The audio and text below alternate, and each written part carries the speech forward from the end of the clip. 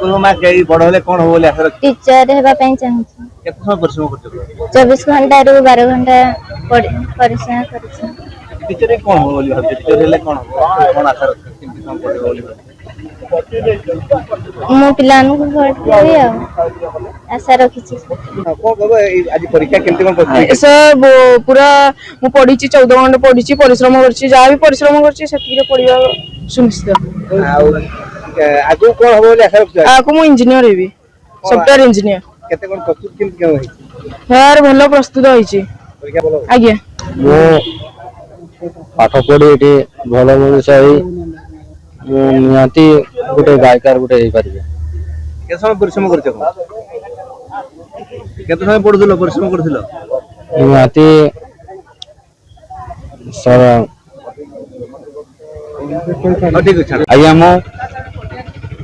10th class रे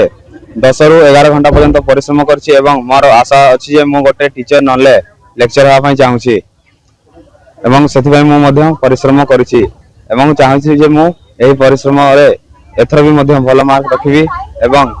first class रे पास होवा पई आशा रखिछि आज आम दृष्टिहीन विद्यालय 5 जन दृष्टिहीन छात्र छात्री से 3 जन बालक आ 3 जन बालिका आज मोचीबंध नोडाल हाई स्कूल रे जो हाई स्कूल सर्टिफिकेट परीक्षा होची से परीक्षा से माने देबे आउ से माने दिन राति परिश्रम मध्य करिसंती तांकर शिक्षक शिक्षयित्री माने मध्य से मान को ठीक भाबरे पढाइसंती आपनकर कोर्स समान सिलेबस समान साधारण स्कूल रे 10वीं श्रेणी जो पाठ पढुथिले हम दृष्टिहीन छात्र छात्री मध्य सेही पाठ पढी आज हाई स्कूल सर्टिफिकेट परीक्षा देबे प्रधान शिक्षक हिसाब रे मु आशा करूची से माने निश्चित भाव रे एई परीक्षा रे कृतकार्य हेबे आमे 90% ऊपरे